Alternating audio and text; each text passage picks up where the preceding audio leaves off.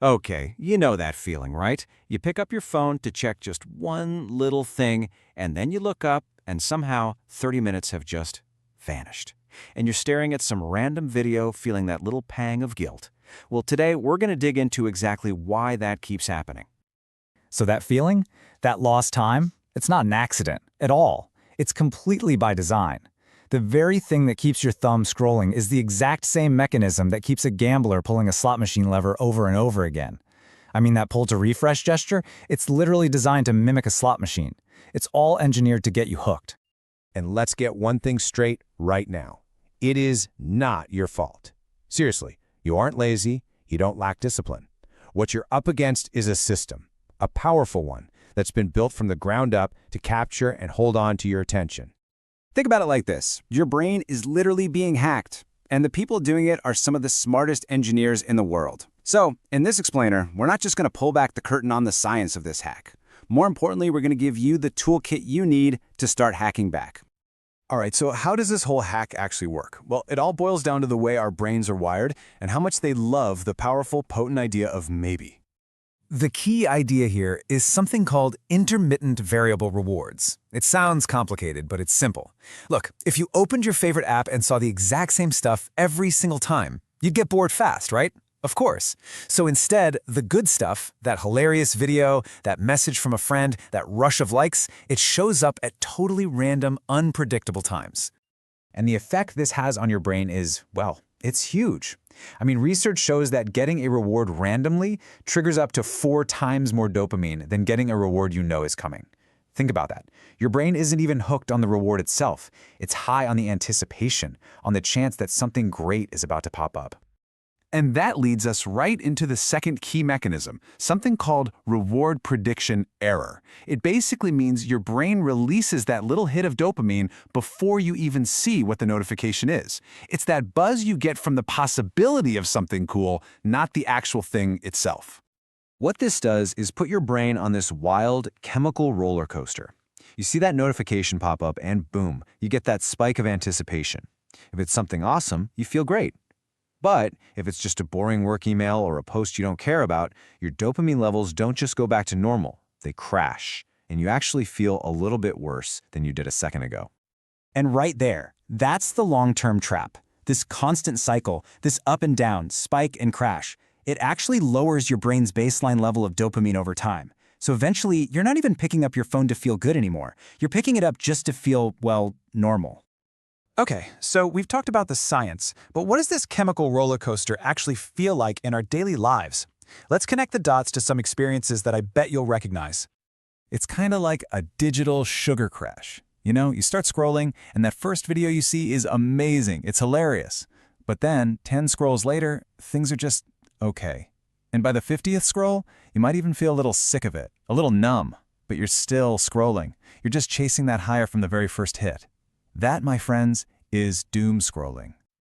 And here's the hard truth about it. You are looking for a feeling of satisfaction that the app is literally designed never to give you. The goal isn't to make you feel satisfied and put your phone down. The goal is to keep you searching. Get this. On average, we check our phones 150 times a day. 150.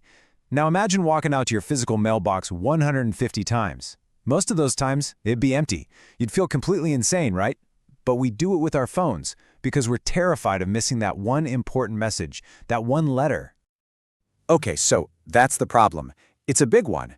But here's the good news. Once you understand how the hack works, you can start to build a defense against it. So let's dive into your 3-step toolkit for how to hack the hackers and take back control. We're going to cover 3 simple but really powerful counter hacks. First, urge surfing. Second, grayscale mode. And third, something called adding friction. All right, first up, urge surfing. This is a technique from cognitive behavioral therapy. When you feel that little twitch, that impulse to grab your phone, the trick is not to fight it. Fighting it just makes it stronger. Instead, you just acknowledge it. Seriously, say it out loud.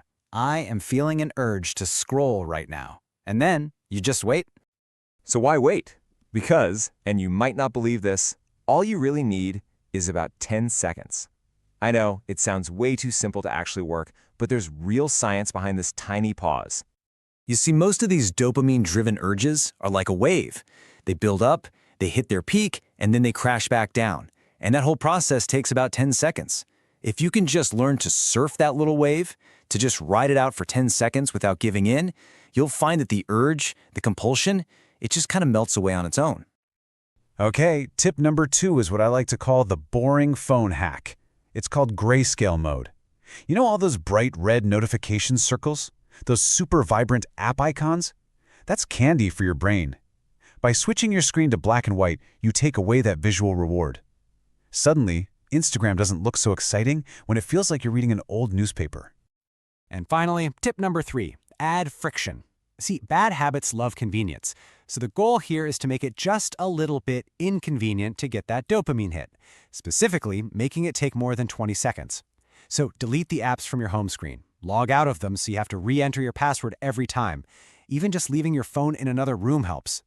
If it takes that little bit of extra effort, it gives the logical part of your brain enough time to wake up and ask, wait, do I really need to be doing this right now?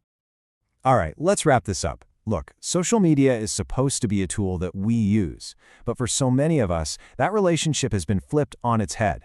We've become the tool, and we're the ones being used to generate clicks and data. But once you understand the science, you can stop blaming yourself. You can stop thinking you just lack willpower. It was never about being lazy.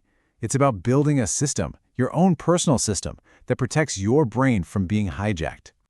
So, here's the challenge for you. Don't try to do everything all at once. Just try one thing. Go into your phone settings right now and turn on grayscale mode. Just for 24 hours. That's it. See how it feels. Pay attention to what changes. We've broken down the science. We've laid out the tools. So the only question left is, you gonna try?